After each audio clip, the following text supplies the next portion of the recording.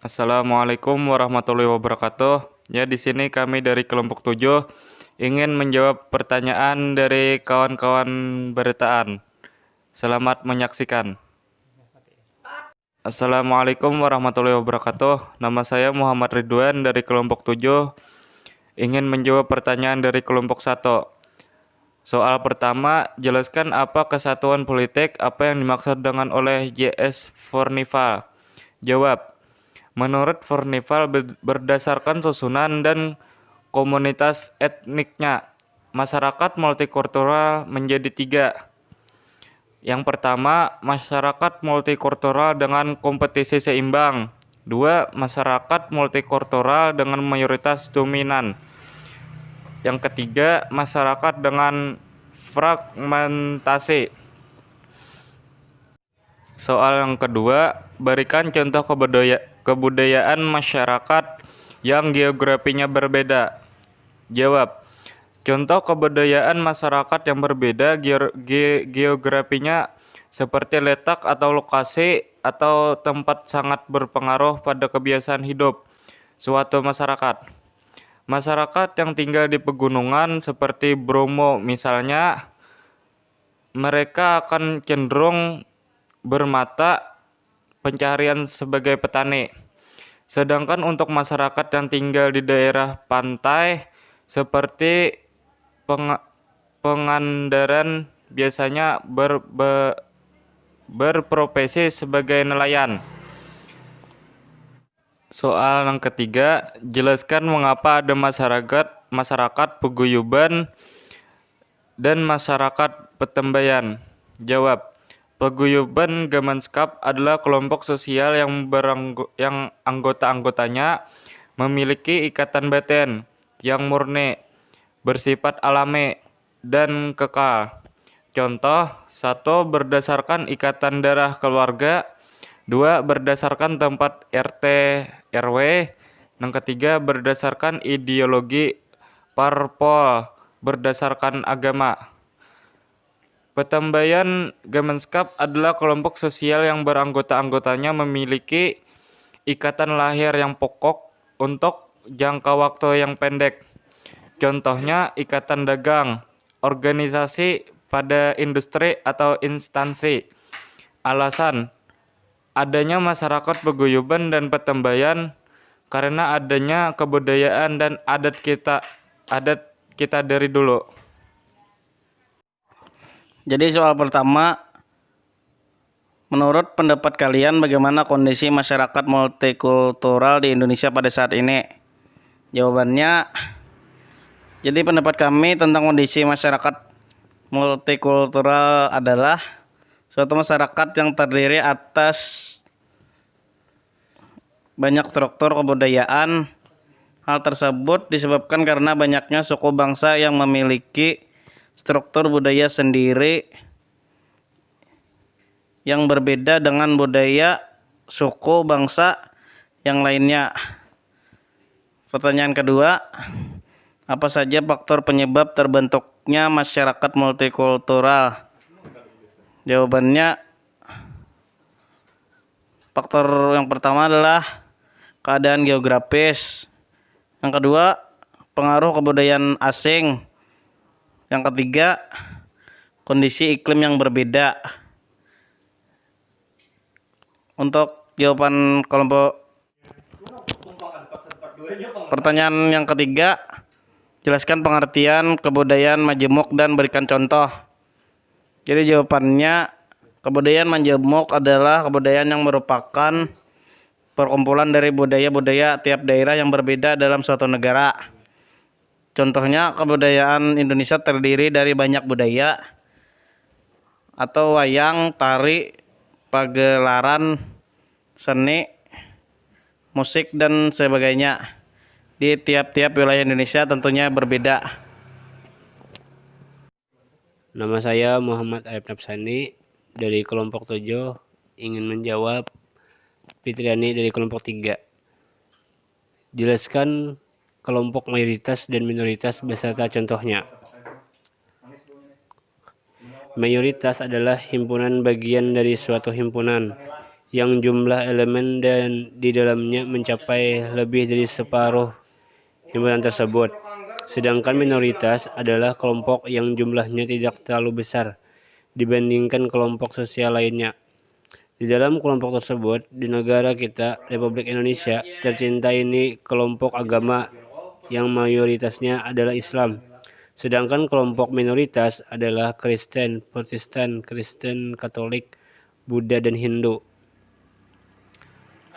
Saya ingin menjawab kelompok 3 dari Halimatus Sa'diyah. Pertanyaannya adalah, jelaskan faktor utama yang melatar belakangi terjadinya masyarakat multikultural. Faktor yang melatar belakangi wilayah. Latar belakang wilayah, Indonesia adalah negara kepulauan. Kemungkinan banyak menghadirkan banyak ciri-ciri khas masing-masing struktur geografis. Perbedaan wilayah juga menjadi latar belakang perbedaan geografis. Faktor sejarah, faktor sosial, faktor pemerataan pembangunan, faktor pendidikan, dan faktor pemikiran. Saya ingin menjawab kelompok 3 dari Alpida. Pertanyaannya adalah, bagaimana cara mengelola dari sektor ekonomi, politik, dan sosial budaya agar tidak terjadi konflik sosial dalam masyarakat? Kebijakan di Indonesia tentang mengelola sektor ekonomi. 1. Percepatan infrastruktur. 2. Perkembangan sektor ekonomi potensial. 3. Perkembangan sektor industri. 4. Pengembangan sektor pertanian. 5. Pengembangan sektor pariwisata. Adapun strategi mengatasi konflik yang berdimensi intra-individual. Konflik strategi mengatasi konflik dalam diri individual. Menurut Wijono, 7 strategi yaitu: 1. Menciptakan kontak dan membina hubungan. 2. Menumbuhkan rasa percaya dan penerimaan. 3. Menumbuhkan kemampuan atau kekuatan diri sendiri. 4. Menentukan tujuan. 5. Mencari beberapa alternatif. 6. Memilih alternatif. 7. Merencanakan pelaksanaan jalan keluar. Cara mengelola sosial budaya dan dengan melestarikan dan mengenalkan kepada budaya luar. Bismillahirrahmanirrahim. Di sini saya Muhammad Ilham akan menjawab pertanyaan dari kelompok 8. Yang pertama yaitu dari saudara Juhdi dengan pertanyaan, apa yang dimaksud dengan pembangunan sosial? Jadi yang dimaksud dengan pembangunan sosial yaitu suatu proses perubahan sosial terencana yang dirancang untuk meningkatkan taraf hidup masyarakat, di mana pembangunan dilakukan saling melengkapi proses pembangunan ekonomi. Bismillahirrahmanirrahim. Assalamualaikum warahmatullahi wabarakatuh. Saya Muhammad Numan Hakim dari kelompok 7 akan menjawab pertanyaan dari kelompok 5. Pertama, pertanyaan dari Anida Ul Hikmah. Pertanyaannya, menurut J.S. Purnipal adalah masyarakat yang terdiri atas dua atau lebih elemen yang hidup sendiri-sendiri. Nah, apa saja elemen-elemen itu? Jelaskan dan berikan contohnya. Jadi jawabannya adalah 1. Status sosial. Masyarakat terdiri dari individu-individu di mana antara satu dengan yang lainnya saling berhubungan secara timbal balik dalam rangka memenuhi kebutuhan-kebutuhannya. B. Peranan sosial. Setiap anggota masyarakat memiliki peranan masing-masing sesuai status atau kedudukan sosialnya di masyarakat. C. Kelompok. Kelompok adalah sejumlah orang atau individu yang memiliki norma-norma, nilai-nilai, dan harapan yang sama, serta secara sadar dan teratur saling berinteraksi. D. Institusi, yaitu aspek yang paling mendasar dalam sebuah struktur sosial adalah institusi. Institusi merupakan pola terorganisir dari kepercayaan dan tindakan yang dipusatkan pada kebutuhan dasar sosial. Nomor 2 dari Mayasari, apakah yang dinamakan masyarakat majemuk dengan mayoritas dominan? Pemajemukan yang berada di Indonesia akan ditandai dengan adanya keberagaman suku, agama, budaya, dan bahasa yang berada di Indonesia. Kemajemukan adalah sebuah bentuk dari keanekaragaman. Dalam hal ini, menjadikan sebagai sebuah pengertian bahwa kemajemukan yang berada di Indonesia merupakan sebuah bentuk dari keragaman yang dimana terdapat di wilayah Indonesia. Contoh kemajemukan agama yang dominan di Indonesia seperti agama Islam, karena banyaknya umat Islam di Indonesia. Nomor 3, Nurhalisah, pertanyaannya, apa yang dimaksud kelompok kemasyarakatan secara lebih rinci? Yaitu jawabannya, kelompok kemasyarakatan merupakan kelompok yang berisi orang-orang yang memiliki kesadaran jenis saja. Tidak ada hubungan sosial di antara orang-orang tersebut maupun organisasi disebut sebagai kelompok kemasyarakatan atau social group. Misalnya kelompok laki-laki, kelompok perempuan. Orang sadar sebagai sesama laki-laki atau sesama perempuan. Namun tidak ada organisasi ataupun komunikasi di antara mereka. Assalamualaikum warahmatullahi wabarakatuh.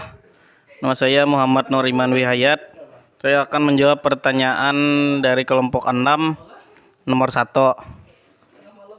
Jadi soalnya, menurut kalian bagaimana cara membina masyarakat yang multikultural terjalin hubungan dengan baik satu sama lain?